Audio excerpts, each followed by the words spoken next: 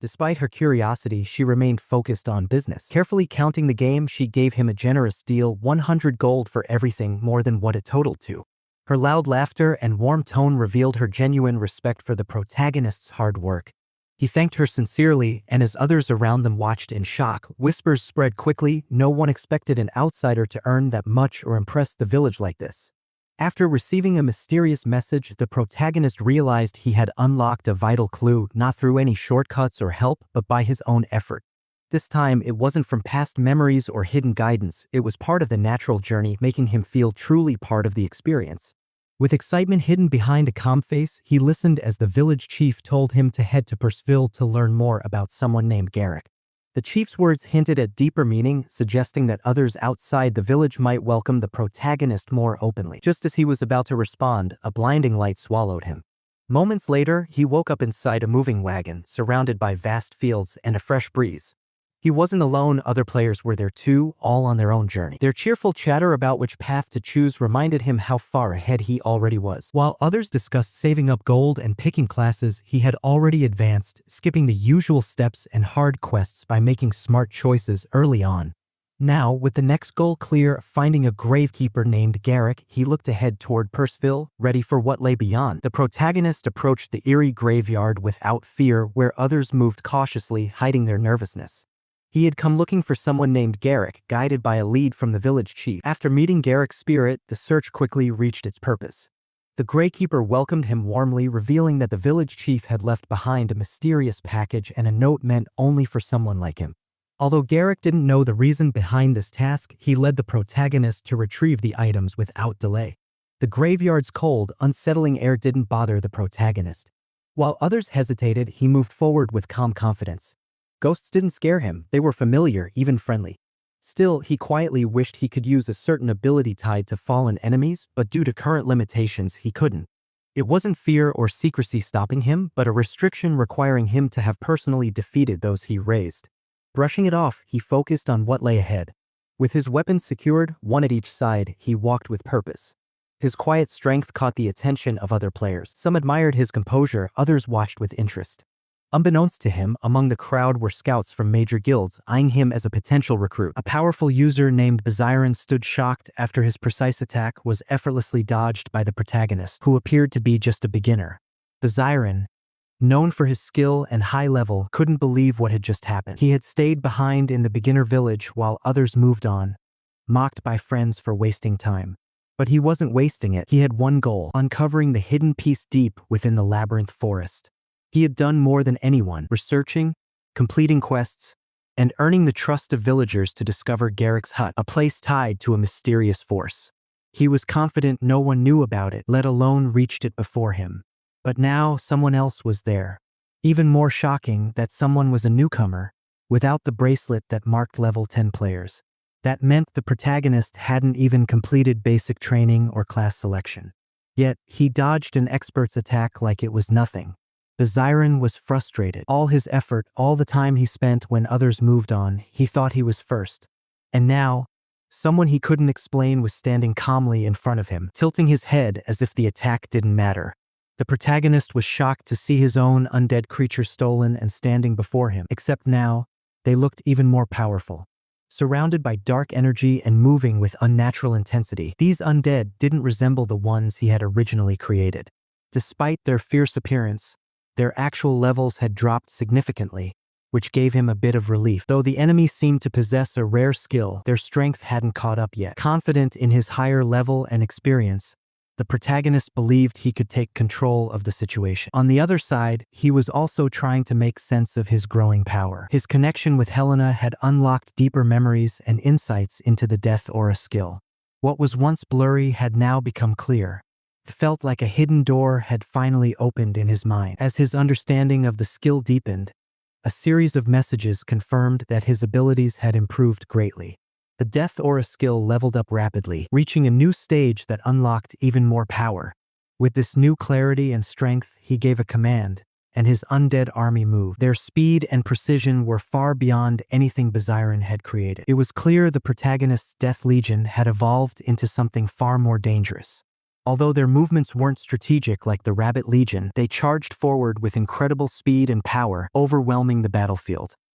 The protagonist, who always saved the best rewards for last, decided to check his new titles first. He gained two. One boosted his strength when facing humanoid enemies, and the other increased rewards for defeating wicked foes.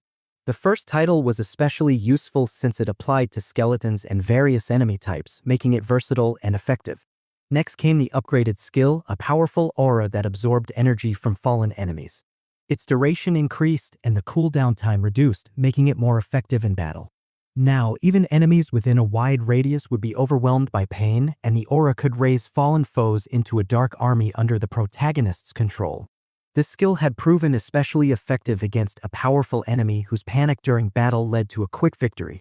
The protagonist felt proud of how far he'd come. He then checked a rare robe left behind by that enemy.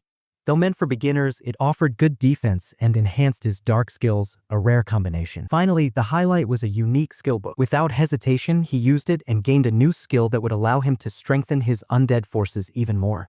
After completing the tutorial, every village, including Purseville, had job training centers. These centers helped people improve their skills and move forward. They were divided into 5 levels: basic, intermediate, advanced, top tier, and special.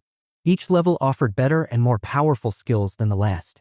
At the basic level, only a few common skills could be learned, but the intermediate level already included everything from the basic one plus more.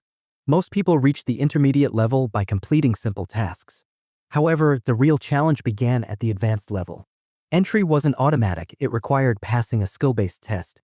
Many tried and failed multiple times. But those who passed were rewarded. One of their skills would become rare. This was a huge advantage for those who didn't have secret tools or special items. At the top tier level, they even gained 2 rare skills, making it even harder to resist.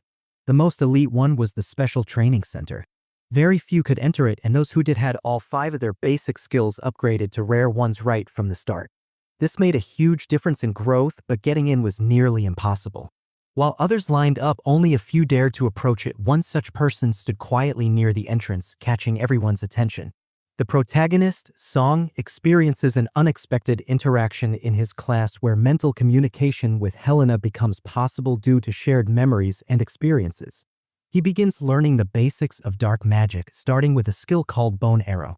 His class includes a fellow student, Yun, who is already highly skilled in dark magic, and they both begin the lesson under the guidance of Professor Erden. While Yun is familiar with the basics and already ahead, Song has no formal training and is still catching up. During the lesson, Erden introduces a quiz about the bone arrow, and Song answers correctly, surprising everyone, especially Yun, who expected him to be clueless. This moment begins to set the stage for a rivalry as Yun, who prides herself on her expertise, is frustrated by Song's surprising knowledge. Song, on the other hand, casually responds that he had seen the skill in use before. Just as the lesson progresses, Song unexpectedly activates the bone arrow skill in under 5 minutes, much to the shock of both Yun and the professor. The rapid mastery of the skill signals his potential and sets up an intriguing dynamic for the future. In Eternal World, guilds play a crucial role, offering members exclusive perks like special shops, skills, and bases. While solo players enjoy certain benefits, the game's structure overwhelmingly favors guilds. The larger guilds bring in immense wealth, often surpassing mid-sized companies, making money a driving force in the game's economy. For scouts like Lee Songyang, finding talented recruits is crucial, but it's no easy task. He works for the Sick Brothers Guild, a top-ranked guild known for its strict meritocratic approach. The guild's focus on ability over personality leads to high expectations, and Songyang struggles under the pressure to deliver results. If he fails, he risks an unpleasant lecture from the guild master. Desperate, Songyang receives a promising lead from a reliable informant: strange undead sightings in Purseville. Intrigued, he investigates, finding clues online suggesting the undead might be linked to a special tier training center in the area. The connection to an epic tier advancement piques Songyang's interest, and he quickly heads to Purseville to investigate further. This might be the breakthrough he needs to prove his worth to the guild. The protagonist faces 2 goblins, who are paralyzed by fear. With 2 skills left to test, he activates one, unleashing dark smoke that forms into a malicious face, a specter. The smoke enters the body of one goblin, triggering intense pain through the curse. The goblin writhes in agony, causing the other to hesitate, unsure whether to fight or flee. The goblin finally charges, dagger in hand, but the protagonist is faster, using his remaining skill, a buff. A violet liquid falls from above, enhancing his focus and precision by numbing his pain. When the goblin attacks, its strike does no damage due to the protagonist's enhanced defenses, and he swiftly ends the fight with a critical strike. With 2 goblins down, the protagonist approaches the third, which has just recovered. He defeats it with another critical hit and gains experience points. The goblin's corpses release bluish-green smoke, signaling the activation of the protagonist's powerful skill, Legion of the Dead. He raises the undead goblins, and they transform into shadowy figures with glowing eyes. One of the resurrected goblins communicates with him, revealing the location of a goblin village. The protagonist orders his new legion to follow him to the village, confident in their loyalty. The protagonist, along with his senior, discusses a golden goblin that had appeared in Perceville, but was already killed by another player who left without discovering its hidden treasure. The peaceful forest at the edge of Perceville Plains suddenly erupts into chaos. A massive fire consumes the area, with the flames fueled by a strong wind. The once serene atmosphere is replaced by the acrid smell of burning as the fire ravages everything in its path. Amidst the destruction, goblins with crimson eyes observe the inferno. As the flames grow, undead creatures cloaked in darkness with a turquoise aura rise and swiftly overpower the goblins, killing them without mercy. The undead show reverence to the one who controls them, bowing as if worshipping him, though the master is uncertain about their true loyalty or their reasons for the destruction. As the fire rages on, the protagonist reaches level 20, unlocking a powerful new skill, Realm of the Dead. This skill allows him to store and recall the undead without using mana, and more surprisingly, the undead stored in this realm can grow. He quickly tests the skill, sending 15 goblin death soldiers into the realm. Impressed by the results, he realizes his newfound power. However, he is left pondering whether the brutal footage he filmed of the goblin village's destruction can be used, unsure if it is too cruel. In Seekin Village, the atmosphere was dark and heavy. After the village elder, Gwen, passed away, the village never recovered. Though the villagers went on with their lives, their sorrow filled the air, and the NPCs began to resent the players, blaming them for Gwen's death. This created a tense environment, causing fewer players to visit the village. Song, however, arrived with optimism, knowing the village was home to a dungeon left by the hero Hindle. Despite the somber mood, he pressed on, noticing that the players here seemed more experienced than those in the previous village. Song sought the ghost of the former village chief, using a clever method to track her down. He spoke to a nearby ghost who directed him to the village square where the chief's ghost sat. When he met Gwen's ghost, she warmly welcomed him and shared memories of the cave where Hindle had sealed a dangerous monster, Barfur. This monster, a source of misfortune and dark energy, was the true cause of the village's misery, not Gwen's death. Song learned from Gwen's memories that the monster's seal had weakened over time. Although Barfur's power had diminished, it still posed a significant threat. Song prepared to confront it, aware that if Gwen had still been alive, the village would not have fallen into despair. The village's fate now rested in his hands. The protagonist wakes up feeling refreshed, something he hasn't experienced in a while. A pleasant dream lingers in his mind, though its details elude him. Despite feeling unusually rested, he notices he's not late for work, which lifts his mood. At his desk, he starts his day by reviewing user activity, particularly the work surrounding high-ranking players. One player, Song, has been creating significant disruptions, and tracking him has become the protagonist's primary task. Despite being impressed by Song's abilities, he doesn't expect anything extraordinary to happen today. Song, who is level 15, is hunting monsters, and the protagonist observes how remarkable Song's undead minions are. Their AI is far superior to others, something even the protagonist finds astonishing. As the day progresses, Song heads to the second village, Seekin.